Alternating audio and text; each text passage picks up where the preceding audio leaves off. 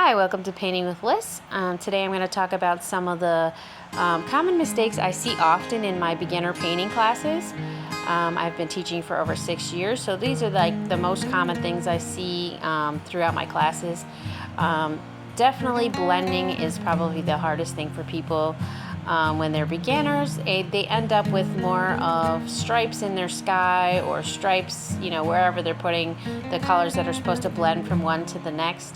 So instead of having the yellow go from yellow to orange to red, you have more of a block of yellow, a block of red, and then a block of blue. And oftentimes, it's just not working your brush through that paint enough. And I'm going to show you on the other side of the canvas how I like to blend my colors and just show you the easiest way that I think works.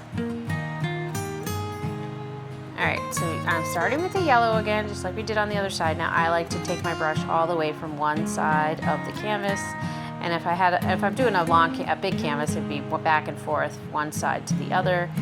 And then when you start to blend in the next color, I like to go down into the other color, and then you're just going to be working your brush back and forth a whole bunch of times until you see it blend. And even every once in a while I'll just take my brush and wipe it off. I like to kind of work with a dry brush. I don't like a lot of paint on my brush, just makes it easier to blend those colors. So just keep working your brush back and forth all the way from one side to the other until you get that gradual yellow, orange, red. And now with the blue, I just put my blue just above the red just a little bit, and then just start working it down into the red. And like I said, the more you go back and forth, the more those colors will blend. Wipe your brush every so often, get the excess paint off of it. And if you need to, you could add more of the red or whatever color you want to kind of blend a little more. And just remember that your colors always need to be wet on wet in order to blend. So the more you just work your brush through those colors, the better it'll blend. Now with black, I always like to start very small amount of black, because black could really overtake your background if you put too much on. And then I just work my way down into that blue. Just same thing, just brushing back and forth.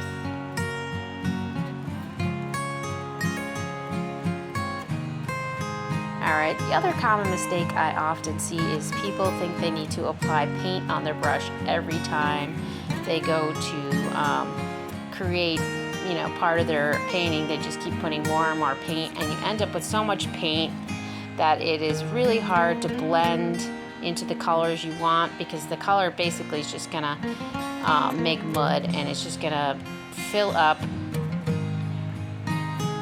and then people wonder why they can't get it to go from light to dark, because they just have so much paint on there.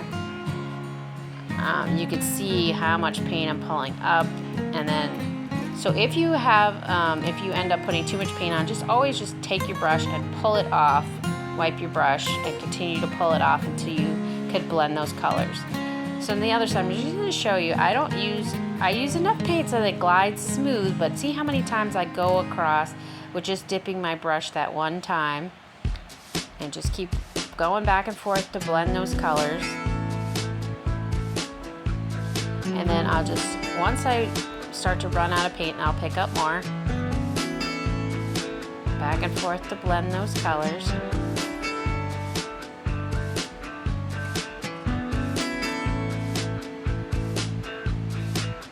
It's just a lot easier to get the shading you want, the colors you want, if you don't put too much paint.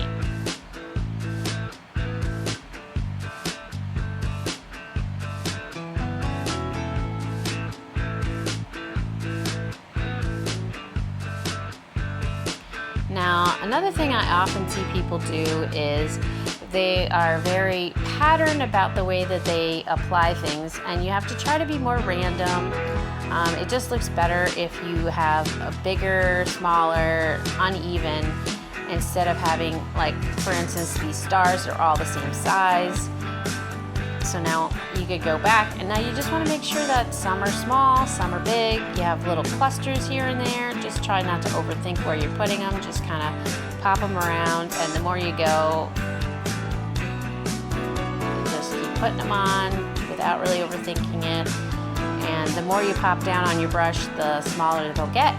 And it just looks a lot better if you have a bunch of different sizes.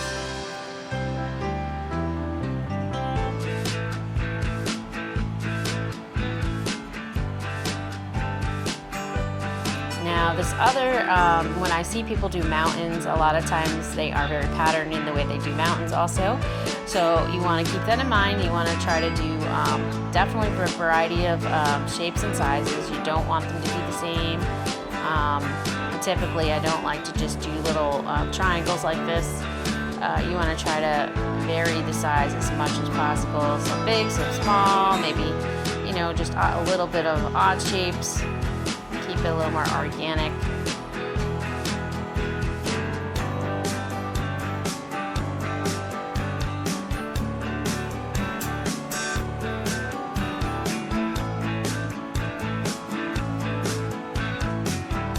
Alright, so now I'm painting in a moon. I'm just going to show you kind of a quick example of some of the mistakes I see. Most of the time it's just that they are very patterned. Try not to be patterned and try not to have everything be the same. You want like a variety of color. You don't want it to all be the same shade and be patterned. So when I go over here, I'm just dabbing around, and then I'll come back. I'm just wiggling my brush in kind of random patterns, and I'm taking some white and then I'm blending on top so my color is not the same throughout. So I'll have some lighter spots and darker spots.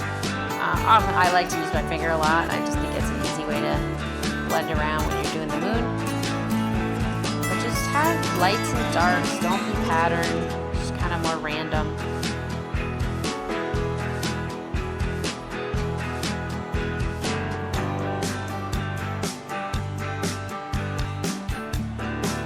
Alright, now another thing is you need to remember where your light's coming from. And so that you have the highlights on the right side.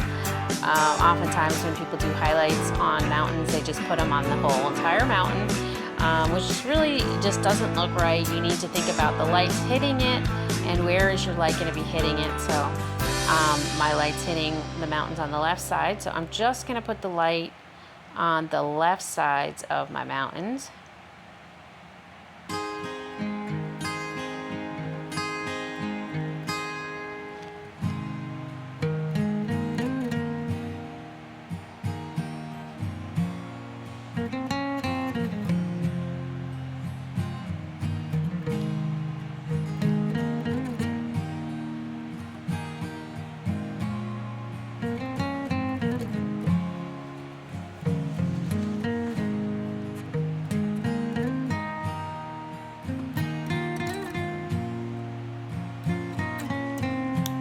So on this, I'm just showing you an example of what not to do when you come to your water.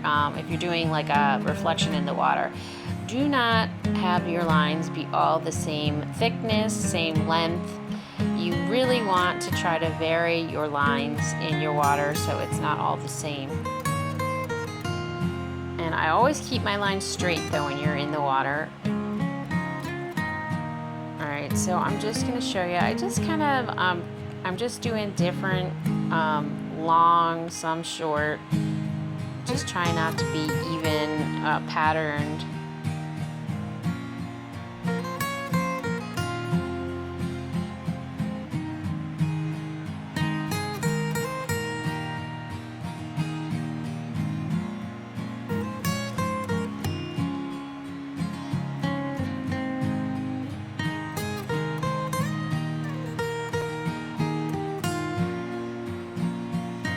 So I'm just adding the color in the water, and you see I'm doing the same thing over here, which is definitely don't do that where you have the lines all exactly the same.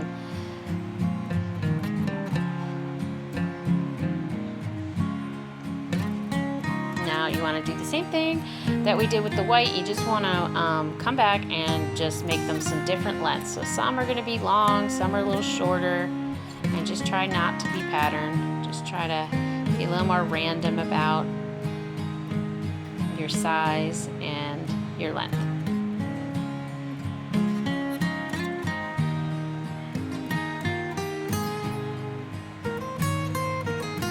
right, the last thing I'm going to show you just is doing some trees. And what I noticed is a lot of people have a hard time doing the small branches off of trees. And you want to find the smallest brush you could use. A detail brush would be good, or a round brush. But you want to use very like fine pressure. You don't want to press hard. See, I'm pressing hard even though that brush is tiny. It's still, if you press down, it is going to give you some thick lines. So you want to have a really delicate light touch with your brush. If you press all the way down, it's going to give you way thicker lines.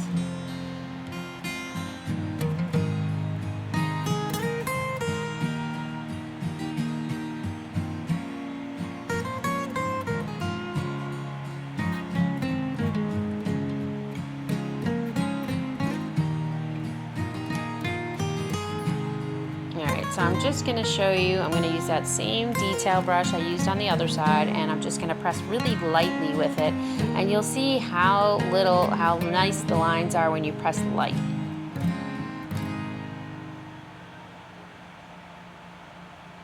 You really could just pull out these really fine, thin lines if you press lightly with the brush.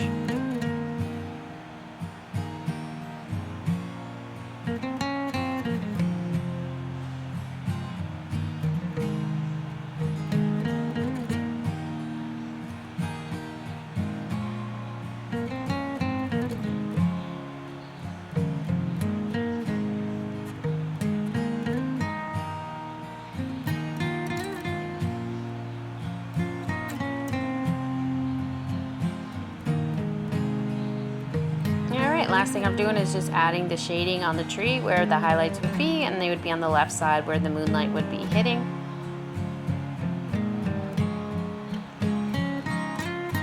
I hope some of these tips will help you in your painting, and please let me know in the comments below if you tried any of these and how they helped. Thanks very much for watching.